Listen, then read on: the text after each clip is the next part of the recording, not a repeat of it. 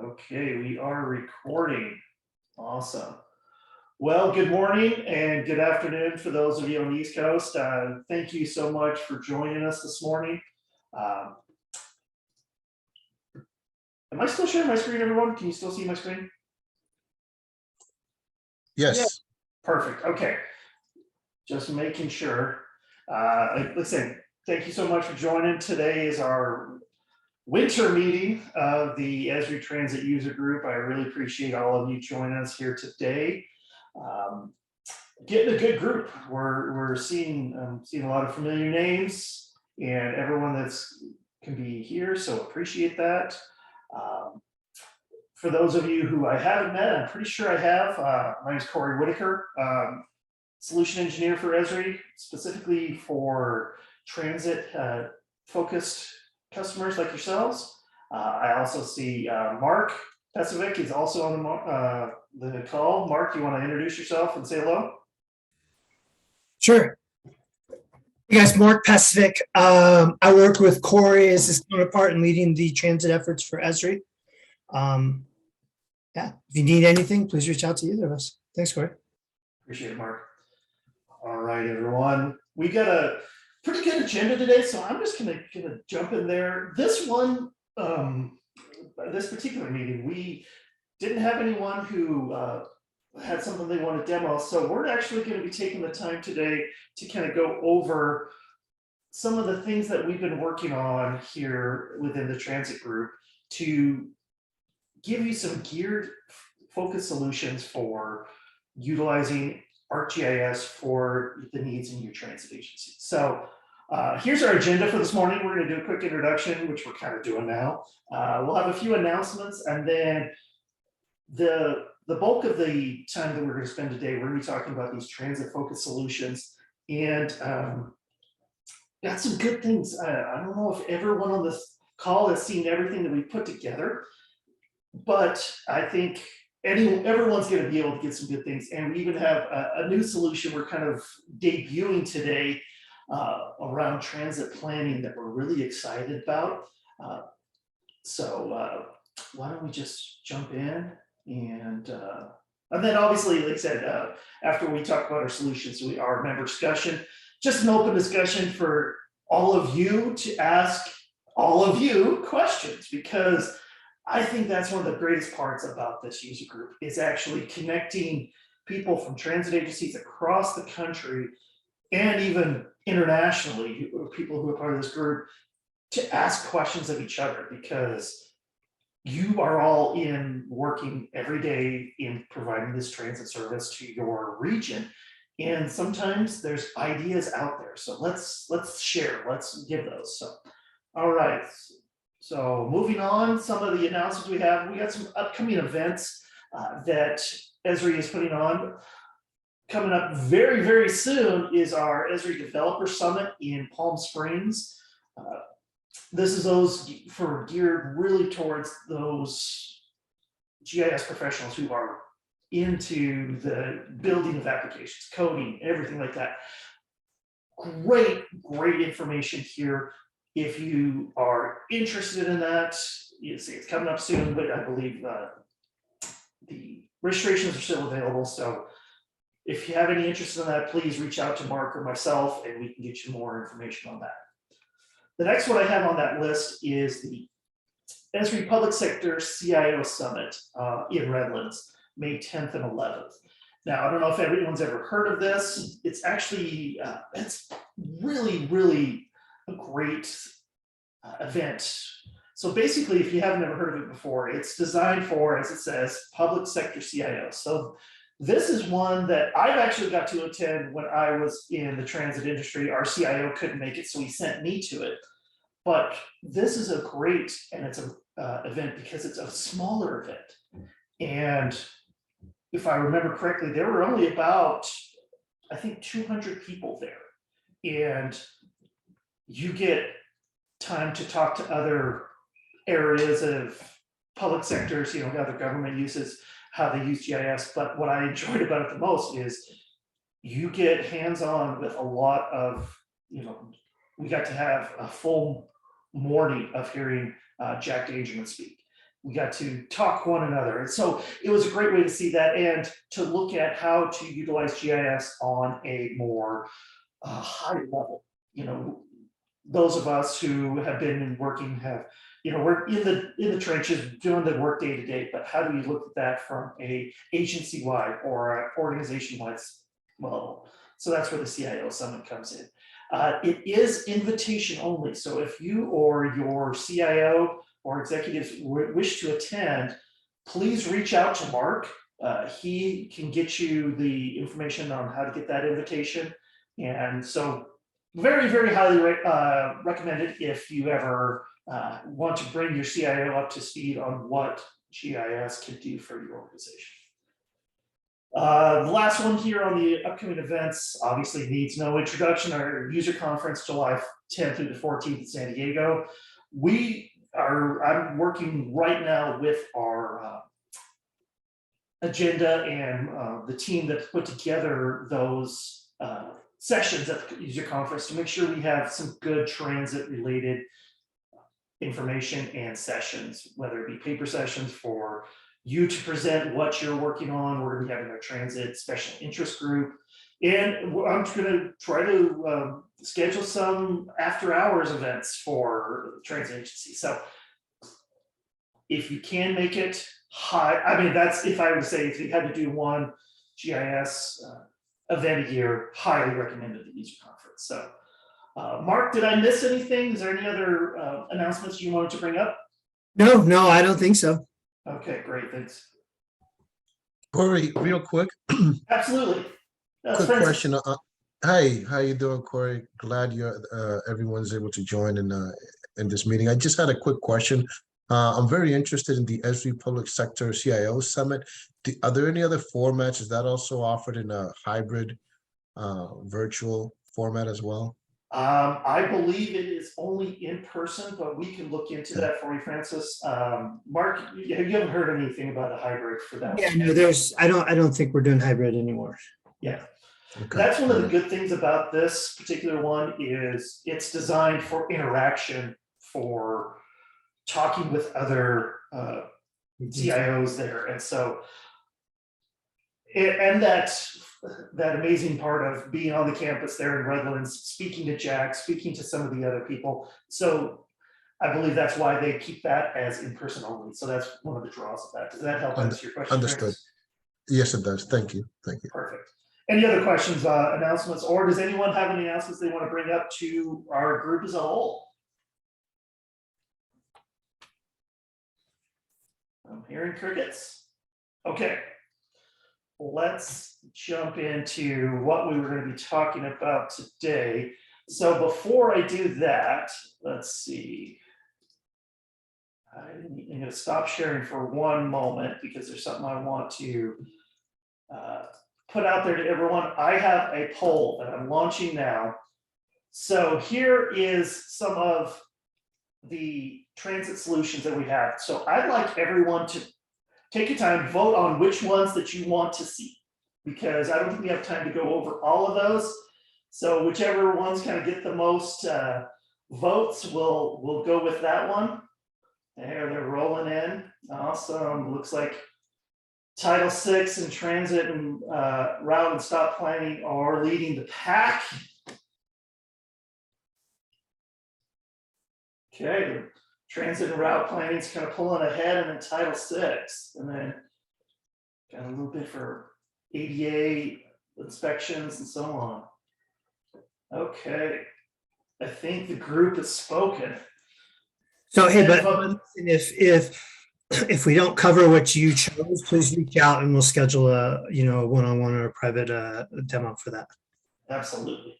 Yes, great point, Mark. Any of these, if anytime you want to see more or find out what it would take to put these on your own system, on how to bring these solutions in, Mark and I will definitely meet with you and actually help you walk through those steps.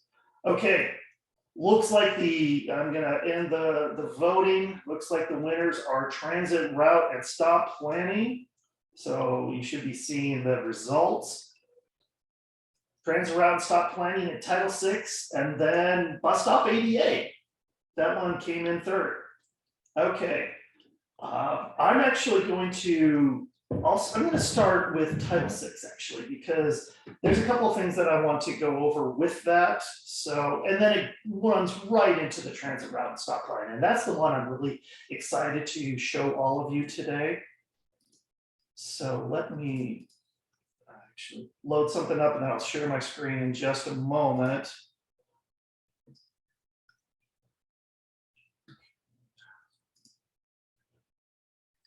And okay.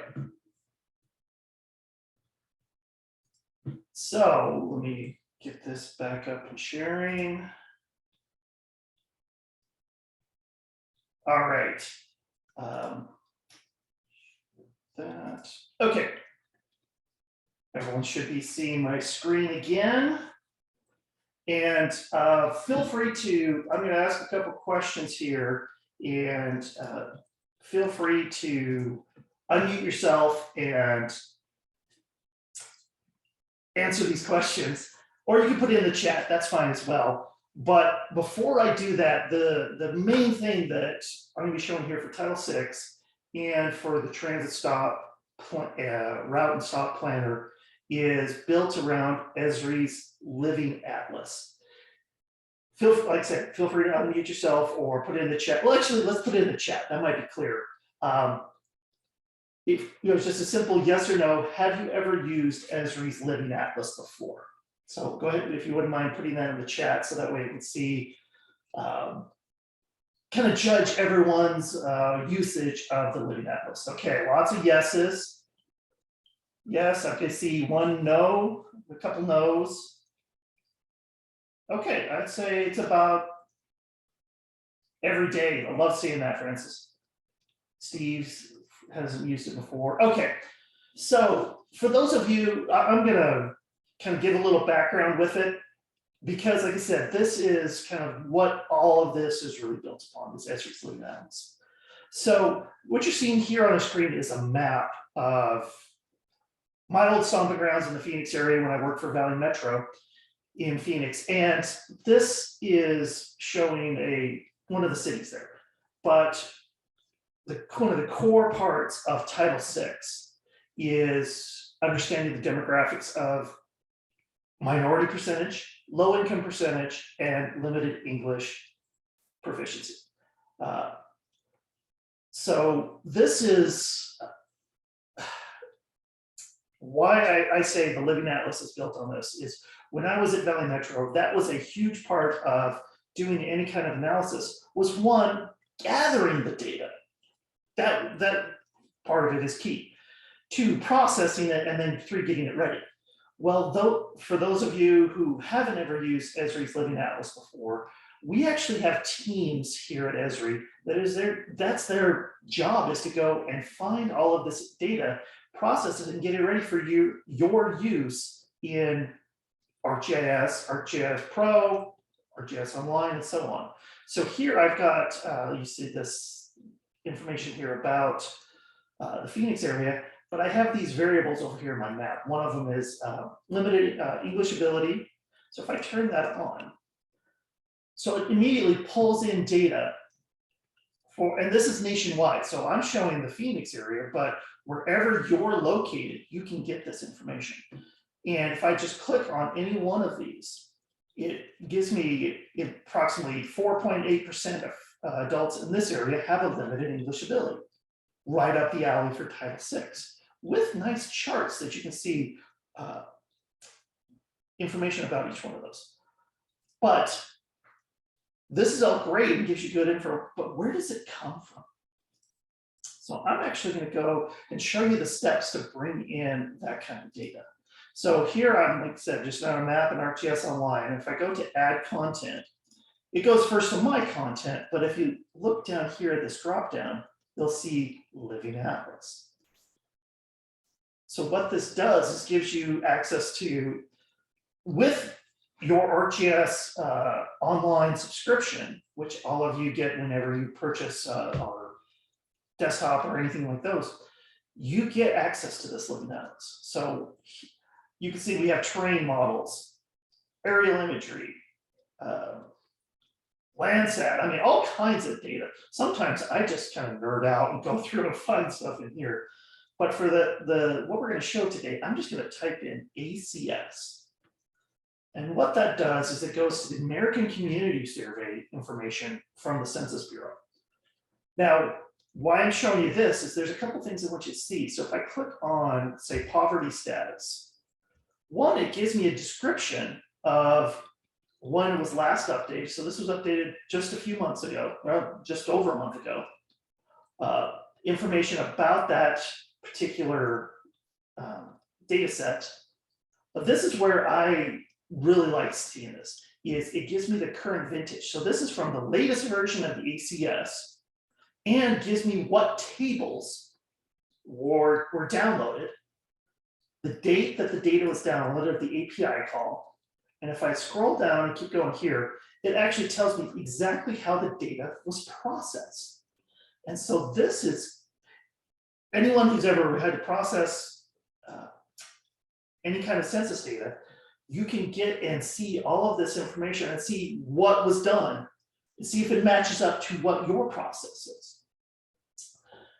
So that being said, like I said, this is poverty status. I have, there's all kinds of ones if you want to bring in housing units availability, language spoken at home, travel time to work, all kinds of data sets. And we're actually going to see all of that kind of brought together in an amazing report when we get into the transit planner. So now that we have that, we have population, this is limited English. If we wanted to see race and Hispanic origin, so where if I could click on any one of these, it gives me a breakdown of the race and ethnicity in that area, percentage of population there with your, that's the plus or minus, that is the ratio error, or however the census puts that. Again, why I'm showing you all this is these layers that I'm pointing to here, the population, limited English, and race and Hispanic origin, those will always have the most updated census. So I brought this into my map. I put this together last May, possibly. Anyway, what I'm saying is I put this together with a data set that was the latest, but it was the 2020 ACS. And it automatically updated to the 2021. So this is whenever you're running your processes or your maps, bringing in these will always have the most up-to-date census data. Okay, now that we know where the data is coming from, any part of Title VI is you have to look at your service area that you see here. I created a hypothetical service area, your routes, and your stops. Well, within ArcGIS is, in ArcGIS Online, ArcGIS Pro, it's something we call Arcade. And using this Arcade scripting, I'm able to just click on anywhere on a map. And what this is doing right now is actually going and gathering all of those data sets, processing them, and giving me the totals. So within this area, we have a population of 314,000, minority population of this. Here's our percentage, low income percent, and so on. So all of those aspects of Title VI. And we also can do that for the routes. So it's processing the route itself, or the service area, and now it's going to process the route. So this is Route 30, population around this route, minority percent at 52, and then it compares it to the service area. And so on. And then also, like I said, the stops. There we go. So it should come up with the stop number. It's running stop 3720. Here's my demographics with the percentages and so on. So that Arcade is scripting is actually going and grabbing each one of those data sets and returning those to you. Now, what is great about having this in the ArcGIS ecosystem, if you want to call it that, is the ability for me to take this same workflow that I'm having here, and I could put it into web applications. So this is what we call an instant app that you can quickly deploy. And it gives me the ability to, and I really like this one, to where I just hover over any one of these items, and it brings in that same arcade language and gives me those totals. But it can do a lot more than that. It can also, I can add in new ones to where if I want to, say, expand the service area to where I just bring in anytime, I'll just call this test, create this new service area. This works the same for routes and for stops. And now, if I hover over my new service area that I just created, there's my totals. Population 37,000, minority at 20, 54%. So I'm hoping you're seeing that this is completely dynamic. It is very easily draw your routes, draw your stops, or even import your existing ones. Again, a key to this kind of ArcGIS ecosystem to where I can bring in my routes in ArcGIS Pro right into this application and run and get all of the same information within these. So, and last part of Title VI that I want to share is the ability to create dashboards like this. So let me just do a quick refresh. So why I'm doing that is I want you to see that all of our data is interconnected. You see, we just have the secondary service area that we just created here already on our map. So that's, again, this ecosystem of all of these apps and information interconnected. So this is actually a great dashboard. I look at this as a executive level type of situation where if anyone who is, say, not a GIS professional or just wants to see how I'm putting myself in your shoes of how is your transit agency serving the area equitably. So again, we see the information about our service area. So here's the one for Tempe, Arizona. It's grabbing all the information. Here's those totals. But if I wanted to look at route by route, I could choose Route 30. And it zooms, there is Route 30, population 72,000. And this is, again, another place where the ecosystem, I keep saying, bringing that up because I want you to make that point very clear, is you can have these indicators, is what we call them, but have them show more than just a total. So what you're seeing here is this minority percentage is at 52. That's higher than the service area. So this one made the color change and put this arrow pointing up, meaning it's above. Same with low income, same with limited English. What I want you to see is I'm going to take off that one and put on Route 81. Minority percentage is lower, so it has some logic built into where once you can say that threshold of above or below the service area itself. But I'm going to actually switch back to Route 81 and go to Route 30. And then actually even select a bus stop. So you can see service area, route, stop. So drill down into your systems, see where each one of those, the categories are similar. So this particular, we have your service area at 48, the route, 48% minority, the route is at 52, but within a quarter of a mile of this stop, it's actually at 61. So you can see even on a more detailed level where your service is helping those. All right, so all of this actually builds up to one key aspect is whenever you do a Title VI analysis, you need to present and submit apps to the FTA, or excuse me, apps. Let me rephrase that. You have to submit maps to the FTA showing that.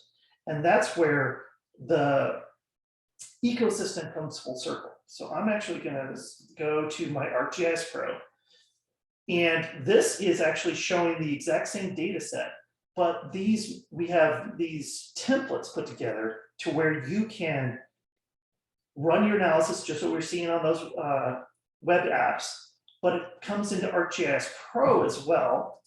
And I'm gonna refresh this because you'll see there's our new one, so it shows that the data is interconnected. But so this is a template map for the limited English, and it even gathers information from the data itself. So like this number here, you see that the percentage of the population is at 6.11 of a limited English percentage. And it automatically brings those in. And we have this for not only limited English, but minority.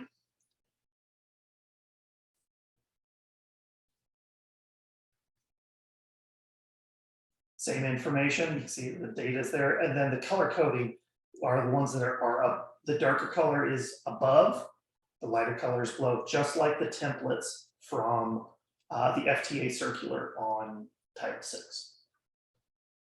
Okay, before I jump in with this, any questions? And Steve, I'm glad to see that you built out the Title VI for St. Louis after seeing this. So any questions on this before I jump to the next part of the transit plan? Corey, if I may, Absolutely. not so much a question, but just wanted to kind of also know, we used to host a lot of the information. The reason why I was a bit more enthusiastic on my response with the poll, yes, every day, is because we typically would host a lot of that information on our ArcGIS online. It was specific to our area. Sure. Obviously, that was more labor intensive. Clip, analyze all that thing, joins, and then publish. There's also the noteworthy that there is no credits that are being impacted to your ArcGIS Online account by grabbing all that information from the Living Atlas. So that was just a big plus for us, and obviously with the ability of having them update almost pretty much in real time. So just wanted to make that additional note for everyone as well. So that was a big deal for us. Awesome, that's great to hear. I appreciate that, Francis. We got a question from John in the chat. Do you need ArcGIS Pro for the static maps, or could they be done online? Right now, I only have them in ArcGIS Pro. There's plans to put them into ArcGIS Online, but haven't gotten to that part yet.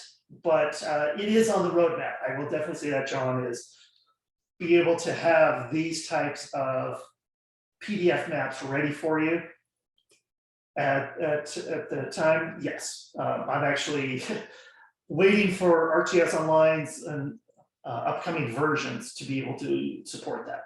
So right now it is only in ArcGIS Pro. David. Corey, sorry, this is John. Go ahead. Yeah, thanks. Just a quick follow-up.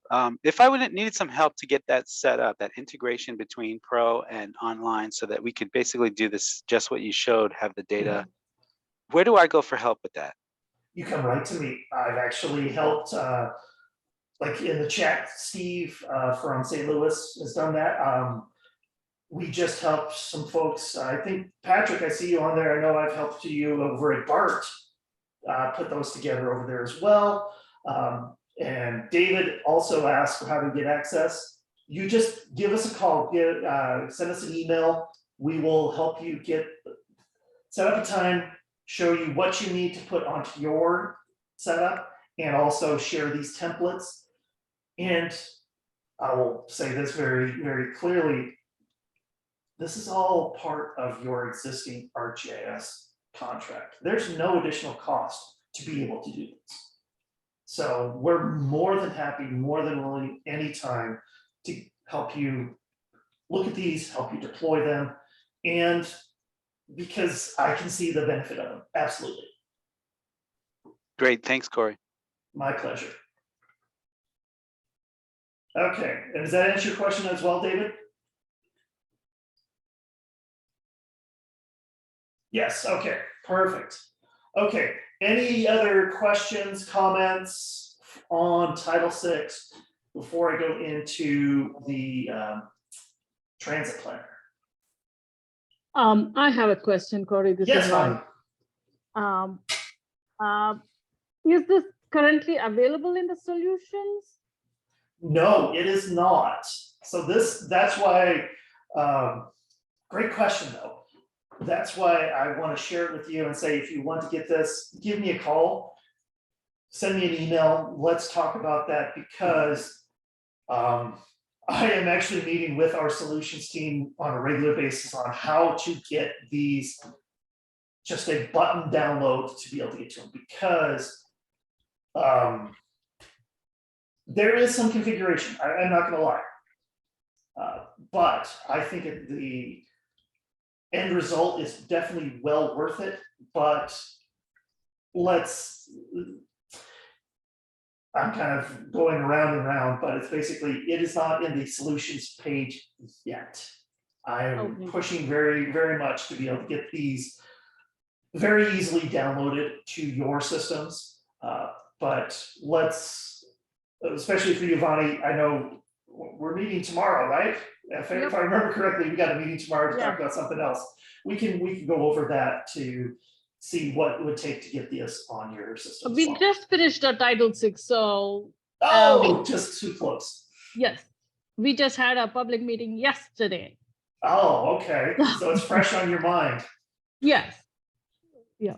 So that's So- why I was like, while it's fresh, we might want to just see how we can keep it ready and maybe have it ready for next time. Absolutely. So yes, let's talk about that a little bit more tomorrow, Vani, and I'll go over those. And anyone else that was looking for getting access to this, and so with this, with the transit planner, with everything else, let's schedule some time. Let's send some emails back and forth. Let's start talking on how to get this for you. All right. Time is flying. But I want to especially get to this next one. If we don't get to the bus stop, I know that was our number 3. And if any of you want to look at the bus stop information, it does a full ADA compliance in the mobile app that while you're there at the stop. So anyway, lots of great things. But what I've actually been working on for about the last month and a half to 2 months is something that I'm really excited to show all of you today, is what I'm kind of terming our transit planner. So anyone who's ever done type of route planning, there's always things you need to look at. How many fleet are going to be required? What's our demographics? What's an estimated cost?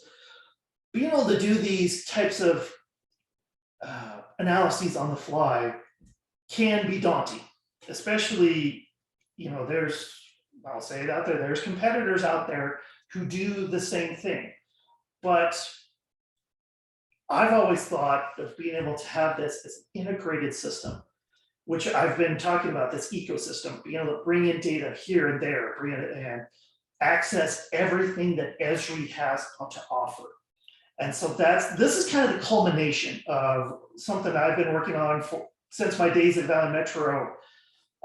But this is, you guys are some of the first to ever see this, so I hope you enjoy it.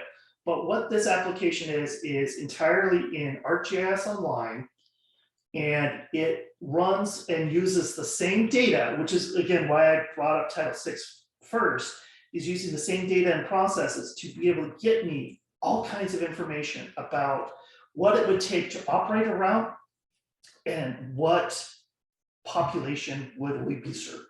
So without further ado, let me just kind of go over this. So we're back in the Tempe area. And so I have a couple of routes here already put in, but I'm going to create a new route. All right. Let's just say we're going through the service change process. We want to look at whether an extension of this route would be beneficial. So I'm just going to start drawing on the map, actually. Simple as that. So I'm going to say we're going to add a 3-mile extension. So we'll call this route 30 extension. It's a proposed route. And I have these in here because of, I remember in my days, a local route versus a commuter versus circular had different costs per mile. So I'm just going to choose local for now. And then you choose your span of service. So let's just say this is a weekday is 6 to 12, weekend 6 to 11. Peak frequency, we're going to do a 15-minute frequency and then off peak 30. Create that route. And now I click over here. There's what it would take. So this is a 3.5 mile extension. Yes, it is. Sorry, I'm remembering my days there. So 3.5 mile extension. Here's the yearly miles. Estimated cost. Now this is I just put in a random number for what it would cost, the cost per mile, but this is completely customizable for your agency. Like I mentioned, they have local, we have circular, we have commuter routes. Those costs per mile is gonna vary. So that's where this can come in, is you can add in your exact cost per mile, and based off of the span of service and frequency, that's where the fleet required is. Now, where this differs from other similar types of products out there is it's actually running a spatial query as it's doing this. So your demographics, it's doing a 1/4 mile buffer around this, just like the Title VI information, that it gives me the population based off of Living Atlas data. Again, something you don't have to maintain. Let Esri's staff take care of that. And then it gives you your percent of the population. So not only is it giving your population information within that 1/4 mile, it's also giving you your minority population, youth, 65 plus, 0 car households, poverty, and disability. All done with that arcade scripting, all behind the scenes. But this is where I was playing around with it, as I was developing this just for fun. Let's say I want to up my span of service to 5 a.m. to 1 a.m.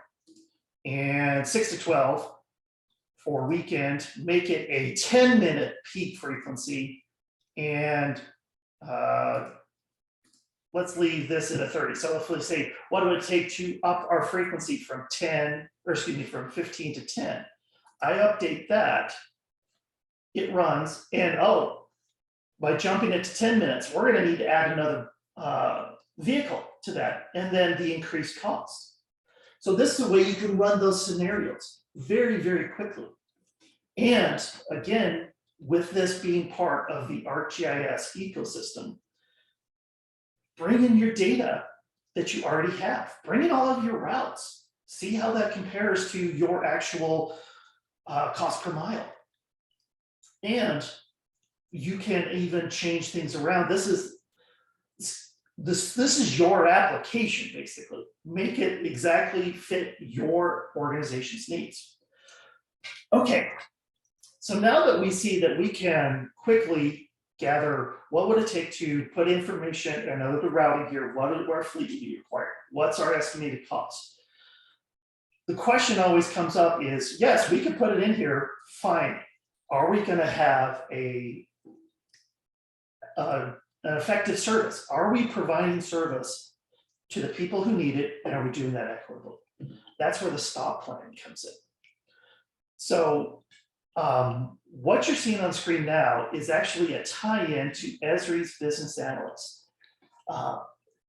This is where I think it jumps to another level. So in the chat, if I could have that, have you ever used Esri's Business Analyst data before? Just simple yes or no. Okay. Ollie has, we've got a few in there, yes, no's. I'm seeing actually mostly no's.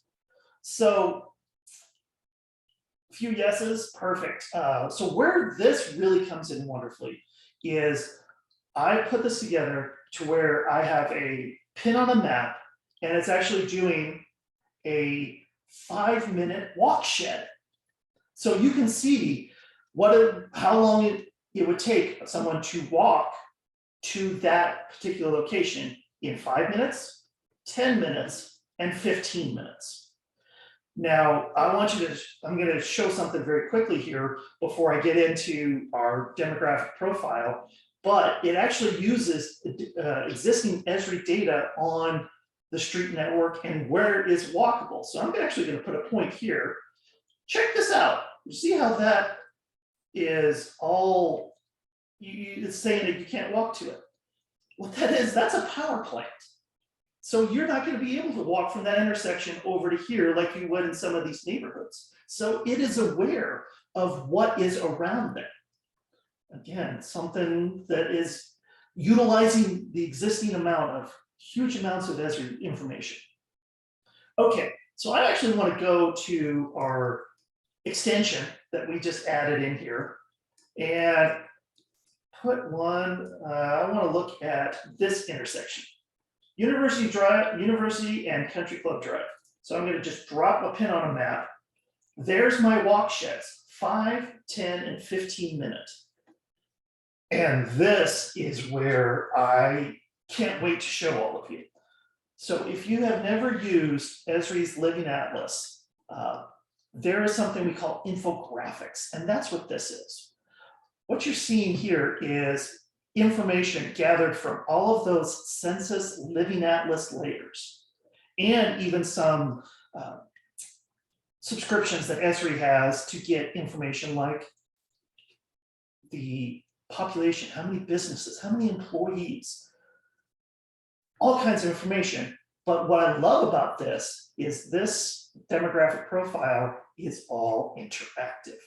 So for instance, if I want to see population, I click here, I can see at least all of these are available. How many families, how many households, what's the population? Median age, here's the age pyramid with, like I said, fully interactive. And do you see this line on the outside? That is actually a comparison to the county level. So it's saying this is in Maricopa County in Arizona. Here's where the female age 30 to 35 is, and how does that compare with the county itself? So you can see some are above, some are below. Household income, all vital information to help you plan an effective route, an effective stop. See this one, this largest group is 50 to 74,000 right here. And then you can see how that varies. It's actually higher than the region. You have your at-risk populations, households with disability. You can go through there. Here's the age pyramid breakdown again. Households without a vehicle. So you have 100 households within a 5-minute walk of this proposed stop that have no vehicles. Here's information that's pulling the same data that we were looking at in our Title VI application, but putting it in an interactive mode, as well as language spoken. So if you need to assess which language would be great, you could do that. It was like say which language would be categorized under Title VI. So it is broken down: English, Indo-European, Asian Pacific, and other. And then you can even go in here. It's like right now this is a chart. But let's say I want to make this a pie chart. Actually, let me go full screen with this so you can see much easier. So you can interact and see all of these. Population and business. What's the daytime population at this location? Oh, it's about 50-50. Great for if you're planning more commuter type of routes. One of my favorites here, 98 total businesses within 5-minute walk. What's the type of business? And how that compares to the county. So that's what this gray line is. And number of employees. So most of the people at this talk would be in the service industry. I mean, if we're talking to a transit or a transit planner or anyone who wants to make sure that the routes are as equitable and as efficient as possible, this is the kind of information is, sorry, to die for. I would absolutely have loved to have this amount of information at my fingertips. So one of the things I want to bring up here also is this tapestry segments, to where you can see what are the predominant life modes of people here. So this one is this area, 31.8% are singles who work in the services, professional administration, high school diploma only, with a average income of this, and race ethnicity of white and black. Origin opportunity. So there's all of these, and then you can actually go in and see more detailed information about what this Midtown singles group is. Income and net worth, average household budget. They listen to a variety of music online, majority of cell phones. I mean, this is telling you who your ridership would be. Just great data. And then you can also say, this is the 5-minute walk. Here's the same information at the 10-minute walk, and 15 with a side-by-side comparison if you wanted to see that. All from dropping a pin onto the map, which is great. All this information right at your fingertips and always updated. So whenever new employment information comes out, these figures would be updated. So let me go back to this. And then what's great about these is if I want to take this profile and export that out as an image, as an Excel, or as a dynamic HTML that you want to embed into a website, all available. One other part that I didn't go over is this transportation to work. So right now at that intersection, 2.7% of the population are using public transit. But you see most people drive alone. There's some carpool. So you can get a sense of your potential ridership. So again, this is, you folks are some of the first to see this. I hope this is something that you'd be interested in. We are looking for beta testers. If you want to get access to this and run it through your paces and see that, we're more than willing to look at that. If any of you are interested in becoming the beta testers for this. Now, you've heard me mention multiple times about these solutions. You could just deploy them on your system. This one, it said we have some of you who use competitors out there. I will say that this one, comparative to other types of transit planner softwares, would be a fraction of the cost, because all you would need to be able to put this on your system to run it and get all of those demographics is a business analyst license, which is usually a couple $100s a year. That's all you would. So thoughts, questions, comments. I realize I talked a long time on that, but this is something that I have been working on and have had a vision for a long time. So any questions? Just Yes, Corey, Francis again, super excited for this and the progress you've made on this. This is something definitely we will be talking about. Okay, good. Now, I know you and I are working on other projects that I want to, we'll do a follow-up and talk about. We'll definitely be speaking to this as well. The one question that I have is that you mentioned business analyst in there as well. I understand that that's typically an additional extension licensing add-on. There's the flavor that's for local, and then there's the flavor that's for ArcGIS Online. So which is the requirement here? It looks like if you have one or the other, how does that transfer, or is there an additional cost if you don't have one or the other? Great question. So what I am using for this is ArcGIS Business Analyst for Online. Okay.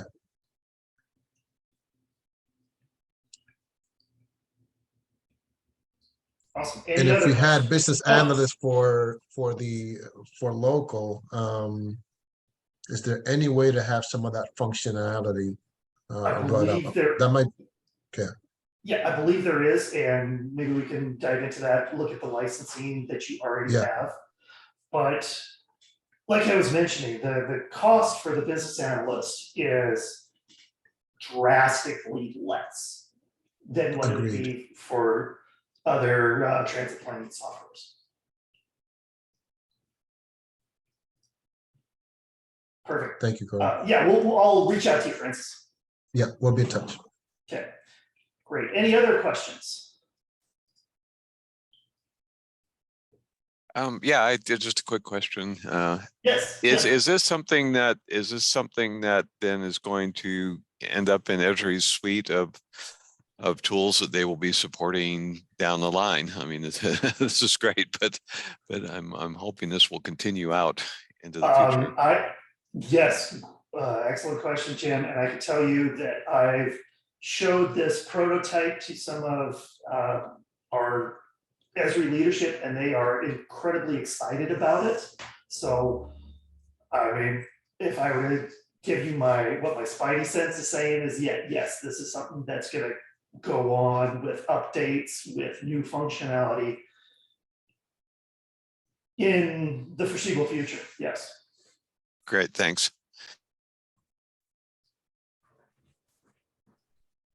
Any other questions?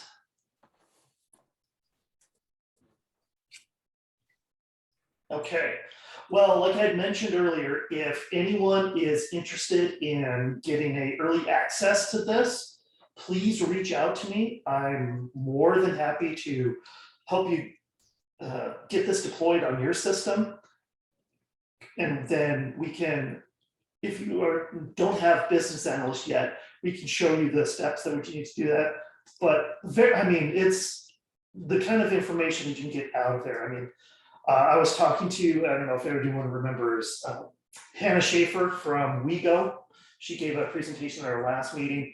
She was saying, this is her exact quote, is our marketing and advertising department would kill to have this kind of information at the stop level at their fingertips. So, feel very bad that I've taken up so much time and that I'm not leaving as much for our group discussion.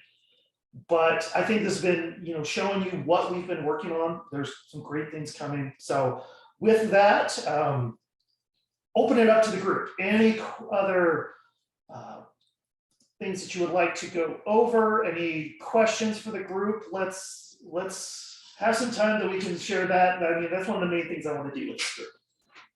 So open the floor to anyone. So Corey, I am working on a on a similar project of trip planning right now. So do you have time for like sometime maybe as early as tomorrow to just have it on my system to take advantage of it? Well, let's talk afterwards, Ali. There's a few things that, like I said, the trip planner part, or the routes should be very easily done. The business analyst integration, that's when we'd have to check your licensing and so on. But yeah, let's have a call. We'll get that set up as soon as we can. Sure, I'll email you right after the meeting. Okay. Okay, great. Appreciate that. Oh.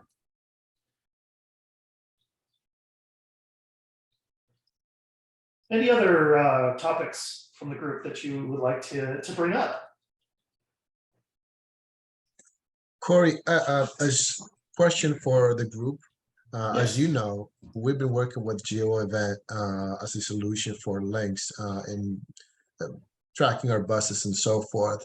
I'm curious as to if there's any other agencies in the group that may be using GeoEvent for any other analyses, or how heavily it's used within your organization, and just beyond just witnessing the movement of their fleet in a map.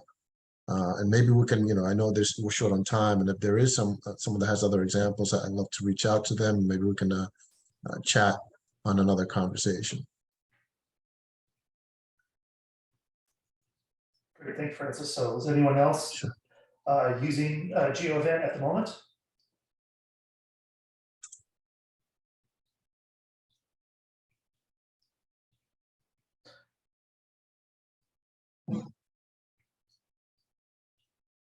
Not hearing any, so. Okay. But right. yeah, I mean, Francis, we've made some great progress with some of the stuff for links. Yes, we have. And you know, not to interrupt, but we wanted to bring an additional solution, a potential solution with the use of GeoEvent server. So I wanted to see if anyone else is trying to try and get some ideas from the group if there were other use cases for it. So. Well, one thing I would recommend, and everyone here has it as well, is I did send out a contact list for the group. So feel free if, and I'm sure there's people who might not have been on the call too, also Francis, who might be using GeoEvent, to where that'd be a good question to email out to the group as a whole. Yes, okay. Thank you, Corey. And excellent presentations today. Thank you for sharing all that. My pleasure. All right. Any other questions? I know we're coming up on time. I don't want to be respectful of everyone's schedules because I know we're all really busy. Anything else? Any other questions for the good of the group?